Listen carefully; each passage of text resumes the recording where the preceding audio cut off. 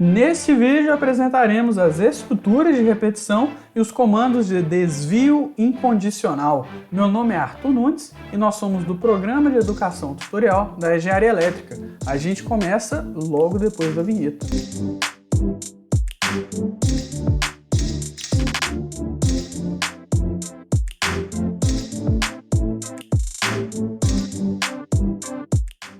Essas estruturas, como o nome sugere, elas irão repetir instruções. E as instruções que elas irão repetir serão aquelas que estarão subordinadas à estrutura. A gente viu na videoaula passada que a gente subordina instruções fazendo indentação. E a gente indica o início de uma estrutura com aquela notação de 2 pontos, como tem aí um exemplo no slide. Cada execução, ou seja, cada ciclo de toda a repetição, a gente pode chamar de iteração, a gente pode chamar também de laço. O Python tem 2 estruturas de repetição e vamos começar com a que está aqui no slide, a estrutura while. O while avalia uma condição, ou seja, uma expressão lógica, e realiza os procedimentos submetidos a ele a cada iteração. Nesse exemplo aqui do slide, o while está avaliando a condição i menor que 10. Então, enquanto i for menor que 10, as 2 linhas de código que estão subordinadas ao while, o print e o i mais igual a 1,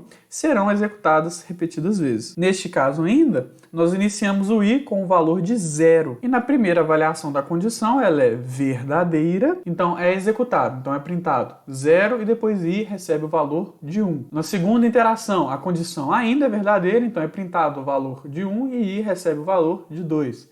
Na terceira iteração, a condição ainda é verdadeira e assim vai até que i receba o valor de 10, a condição é falsa, então o laço é quebrado. Portanto, ao final desse laço, nós teremos impressos os valores de 0 até 9. Se a condição do while for sempre verdadeira, como por exemplo um while true, a gente tem que ficar atento porque aí faremos um loop infinito que nunca será quebrado e o nosso programa ficará travado naquele loop. A outra estrutura de repetição que temos em Python é o for.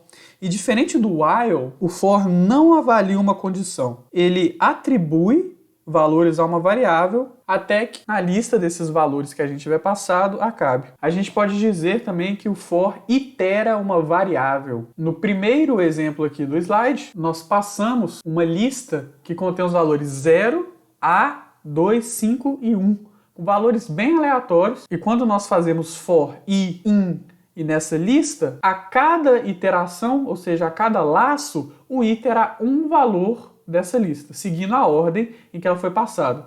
Então, nesse primeiro exemplo, será impresso nessa ordem, 0, A, 2, 5 e 1. No segundo exemplo, nós usamos essa função aqui, range, e passamos como argumento 10. Isso é uma forma de fazer com que o i seja iterado em um arranjo que vai de 0 até 9. É a mesma coisa se a gente tivesse escrito for i in, abre colchetes, 0, 1, 2, 3, nananã, até 9, fecha colchetes. Mesma coisa.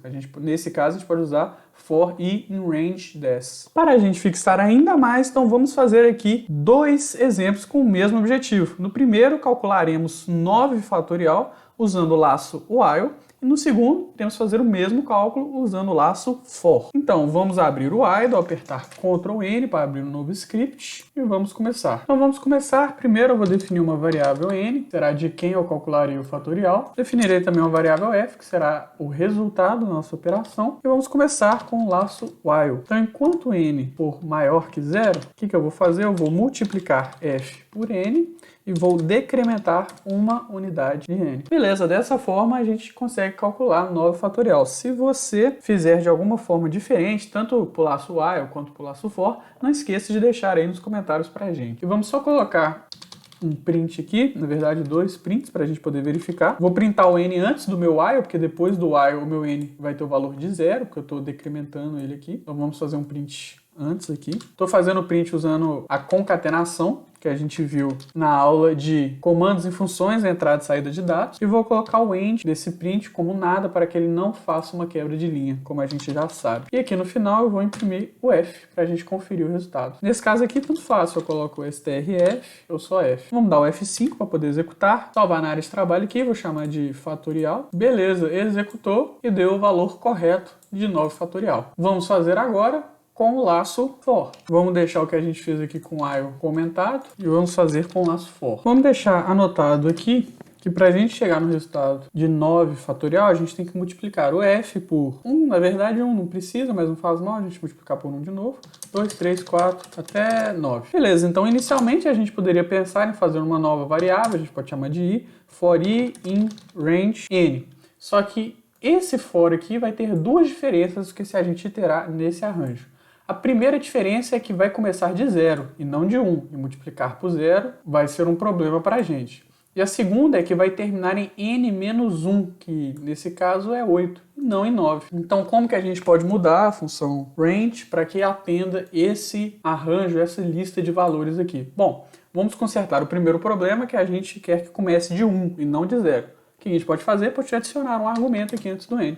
Beleza. Agora, esse range vai fazer com que o i seja iterado de 1 até 8. Para a gente resolver o segundo, que a gente quer que vá até 9 e não até 8, é só colocar n mais 1. Perfeito. Então agora, para a gente chegar ao resultado fatorial, é só a gente fazer f vezes igual à variável i e não a variável n. Beleza. Depois disso a gente pode imprimir. Nesse caso a gente pode fazer a impressão toda ao final do laço, que a gente não mexeu no valor de n nesse laço, diferente do que a gente fez com o while. Então vamos imprimir strn. E vamos agora para o último assunto de hoje, os desvios incondicionais. Eles são comandos que realizam mudanças na execução do programa para outra linha, ou seja, desviam um código, como o próprio nome sugere. Isso pode ser extremamente útil em estruturas de repetição. Em Python nós temos 3. O primeiro deles é o break, que sai do laço. Mesmo se a condição for verdadeira, ou mesmo se não tiver terminado a iteração do for, o break vai forçar a saída do laço. O segundo é o continue, que serve para pular para a próxima iteração, ignorando todo o resto de comandos que estiver abaixo dele. E por último, nós temos o pass, que por hora vai parecer inútil, mas ele indica que o interpretador deve prosseguir normalmente. Mas isso já é o que ele faria, né? Ele prosseguiria. Mas depois a gente vai acabar usando o pass mais pra frente. Então vamos ver alguns exemplos aqui com o break e com o continue. Ou continue também, se você quiser. Beleza. Vejam só o primeiro exemplo. Antes de tudo, a gente importa da biblioteca Randall a função randint. Essa biblioteca, ou na verdade, esse módulo, esse pacote, ele é built-in, ou seja, você não precisa instalá-lo usando o pip do jeito que a gente mostrou. Ele já vem com a instalação do Python, você pode só inserir essa linha que será importada a função randint. Aqui nesse exemplo nós temos um loop infinito, ou seja, esse while true, a priori, será sempre executado. Esses comandos que estão aqui embaixo serão executados eternamente. E o que esse comando faz?